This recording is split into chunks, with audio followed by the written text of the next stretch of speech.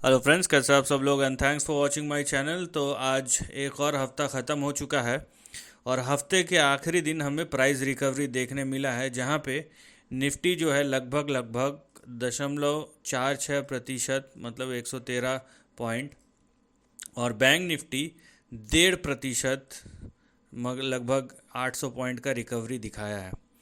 तो price recovery हुआ है हफ्ते के आखिरी दिन, जहां पे पिछले 2 दिन से या 3 दिन से मार्केट की अच्छी खासी धुलाई पिटाई हो रही थी।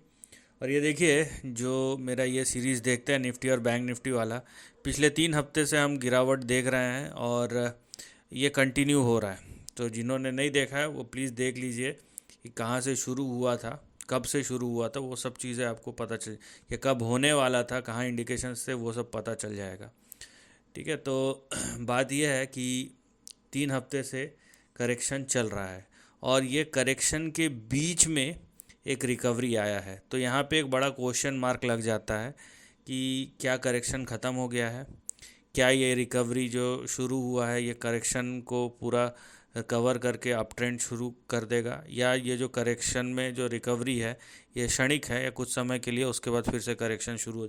तो बहुत सारी चीज़ें हैं इसमें देखने के लिए, तो हम देखेंगे। लेकिन सबसे पहले हम चलते हैं कि निफ्टी के सेक्टोरल इंडेक्स का परफॉर्मेंस देखिए। आज जो बड़ा परफॉर्मर था वो बैंक निफ्टी था, उसने निफ्टी को सपोर्ट किया।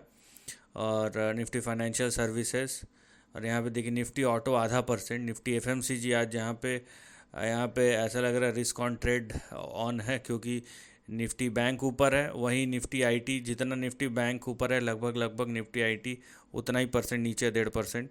निफ्टी एफएमसीजी आधा परसेंट नीचे है, media, metal, pharma, PSU bank, और लगभग लगभग आपको सभी में तेज़ी दिखा है। यहाँ पे 2 या 3 सेक्टर ही है जहाँ पे आपको थोड़ी बहुत गिरावट दिखी है।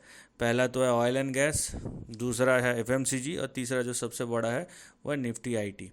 तो नेट नेट बैलेंस हो गया, क्योंकि एक पेयर ट्रेड चलता है निफ्टी आईटी और निफ्टी बैंक का। अगर मैं बाकी सबको हटा दूं और यही दोनों को लूं, निफ्टी बैंक और निफ्टी आईटी को, तो एक पेयर ट्रेड आपको देखने मिला है कि एक जगह से करेक्ट बिकवाली और एक जगह से खरीदारी।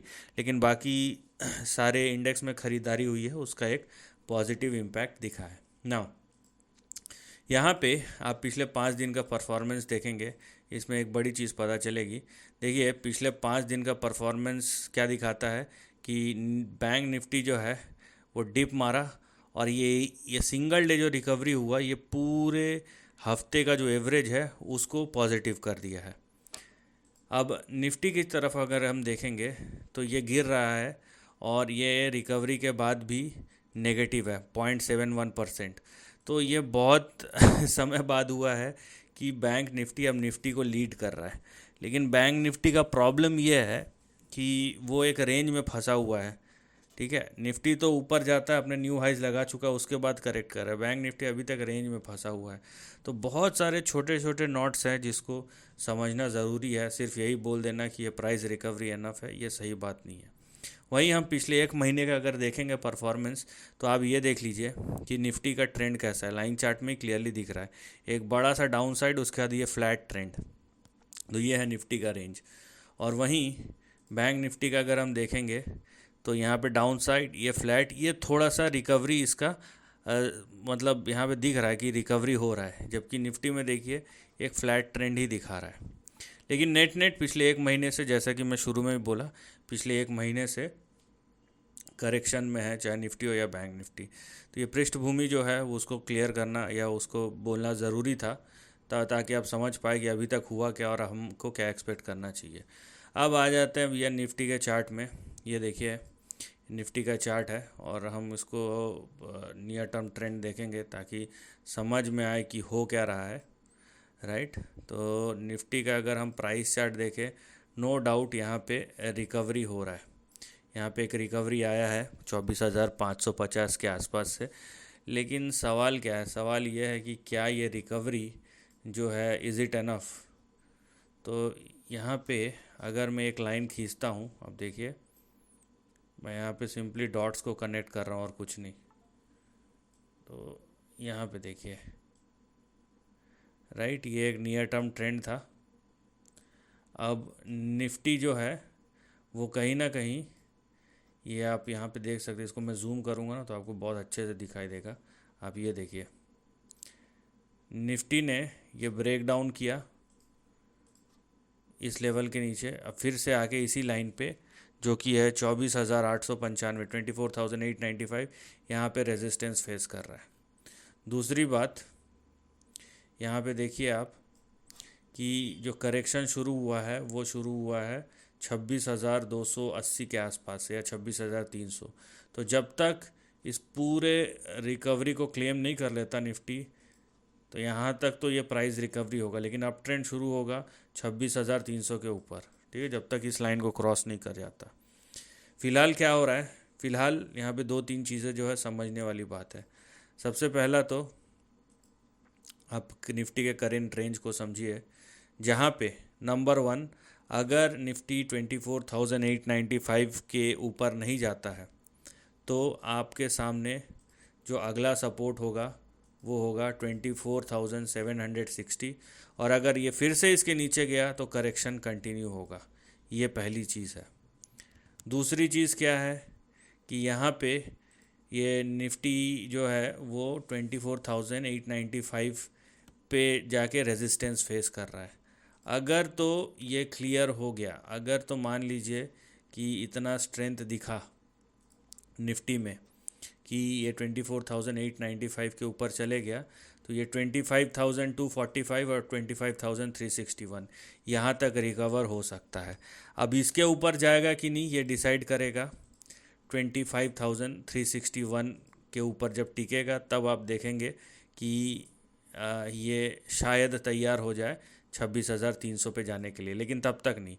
जो रेंज है, जो यहाँ पे पेंच आके फंस गया है, वो इस रेंज के बीच में।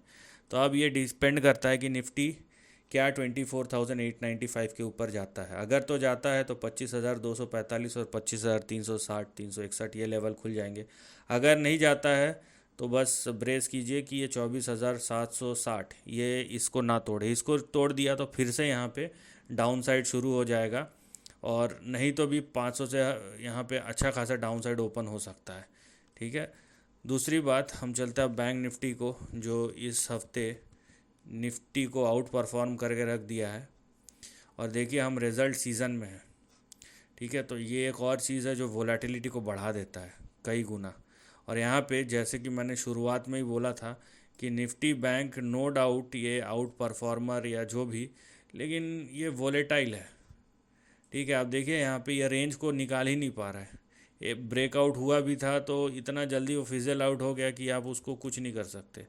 तो निफ्टी बैंक का जो रेंज है वो इन लेवल्स के बीच में आके अटक गया है। यहाँ पे आप बहुत ही क्लियरली देख सकते हैं कि निफ्टी बैंक जो है ये इन चार लाइंस के बीच में आके अटक गया है, जहाँ पे जो रेजिस्टेंस है वो है 52,873 और 53,360, और नीचे जो सपोर्ट है वो है 50,257 और 49,717। तो अगर अभी निफ्टी बैंक ऊपर जाता है तो ये फिर से 52,872, 73 और 53,360, 61 यहाँ पे इसको रेजिस्टेंस मिलेगा। इसके ऊपर अगर सस्टेन किया 53,360 के वन के ऊपर सस्टेन किया, तब आप फर्दर अपसाइड एक्सपेक्ट कीजिए। अदरवाइज़ ये रेंज बाउंड है, और कोशिश कीजिए कि बैंक निफ्टी 49,700 के नीचे ना जाए, नहीं तो डाउन साइड रिज्यूम होगा। तो मोरल ऑफ द स्टोरी क्या है, इतना सारा चीज़ तो हमें बता दिया। मोरल ऑफ द स्टोरी ये है कि प्राइस रिकवरी कंटिन्यू हो सकता है, लेकिन अगले हफ्ते को आप अवॉइड कीजिए, कम से कम 2 से 3 दिन या 4 दिन। अगर तो इसमें बड़ी रिकवरी आई और बड़े रेजिस्टेंस पास हो गए, जैसे निफ्टी में 26,300 या बैंक निफ्टी में 53,360, 61, तो आपको क्लियर इंडिकेशन मिलेगा कि अभी रिकवरी अच्छा खासा शुरू हो गया है, और ये अभी मतलब ट्रेंड में चेंज आ रहा है, जो करेक्शन है वो ख़त्म हो गया है।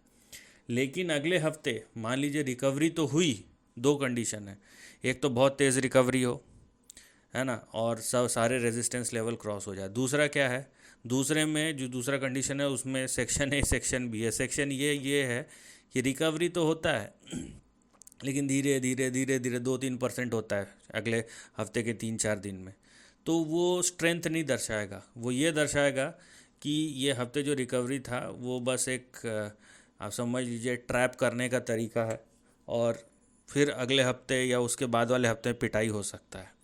और सब सेक्शन बी क्या है उसमें दूसरे में कि रिकवरी हो ही ना, ये जो फ्राइडे को था वो ट्रैप निकले और अगले हफ्ते पिटाई शुरू हो जाए। मैं इसीलिए बोल रहा हूँ अगले हफ्ता आप वेट एंड वॉच कीजिए, उसके बाद देखिए हो क्या रहा है, उसके बाद अपना पोजीशन बिल्ड कीजिए, क्योंकि ये फंस गया है सिचुएशन आके। और ये बन गया है अभी सिचुएशन जहाँ पे जो ऑप्शन राइटर्स हैं वो यहाँ पे आके अपना गेम खेलेंगे। अगर आप कॉल बायर या पुट बाइंग कर रहे हैं तो आपको बहुत ज़्यादा रिस्क पड़ने वाला है, और अगर आप प्रोफेशनल नहीं हैं तो बेटर है कि एक हफ्ता दूर रहिए, पैसा बर्बाद करने से कोई मतलब नहीं है। So this is the end of the video, thanks for watching.